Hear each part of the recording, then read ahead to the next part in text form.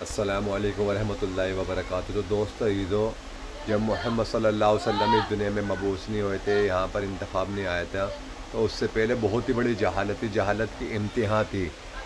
یہ کہا جاتا تھا کوئی اگر انسان کو 300 سال پرانی شراب پلائے تو وہ یوں کہتا تھا اس کے بدلے میں اس کی سامنے والے کی آنکھ کو پھوڑ دوں گا۔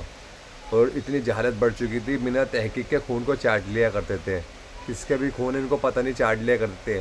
ایک اونٹ نے دوسرے اونٹ سے پہلے کسی نے پانی پی لیا اس کے اونٹ نے، تو سالوں سالوں اس کی لڑائی چل رہی، چل رہی ہے، وصیت کر کے جا رہے ہیں کہ ان سے ختم مت کرنا لڑائی۔ اور تلوار کو چیک کرنا ہوتا تھا تو غلام کو بلاتے تھے، ان کی گردن اڑا دیا کرتے تھے۔ یعنی کہ جہالت کی انتہا بڑھ چکی تھی۔ کسی کو سب سے طاقتور انسان اس کو مانا جایا کرتا تھا، انسان کی گردن اڑا کے اس کی کھوپڑی میں خون پیا کرتے تھے۔ وہ بہت ہی انتہا بڑھ چکی تھی جہالت کی۔ کوئی حکومت دوسری حکومت کرنے کے لیے تیار نہیں تھی، اور جو انسان کو شیر کے پنجرے میں باندھ دیا اور اس کو پھاڑ دیا کرتا تھا شیر، اور انسان کو کہتا تھا بھائی زندہ جلا دیا کرتے تھے میرے دوست عزیزوں۔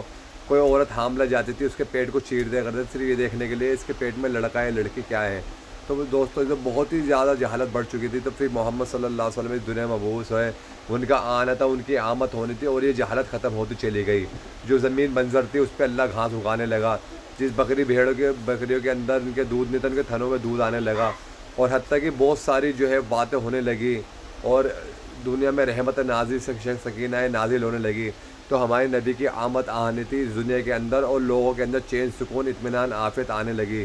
تو دوستو عزیزو، ہمارے نبی رحمۃ للعالمین لوگوں کے لیے امام الانبیاء، سرکار دو عالم، تاجدار مصطفیٰ، رحمت مصطفیٰ، حضرت مصطفیٰ صلی اللہ علیہ وسلم، جن کے صدقے میں اللہ نے پوری دنیا کو بنایا ہے۔ تو دوستو عزیزو، ہمیں اپنے نبی کے بارے میں خوب معلومات ہو۔ السلام علیکم۔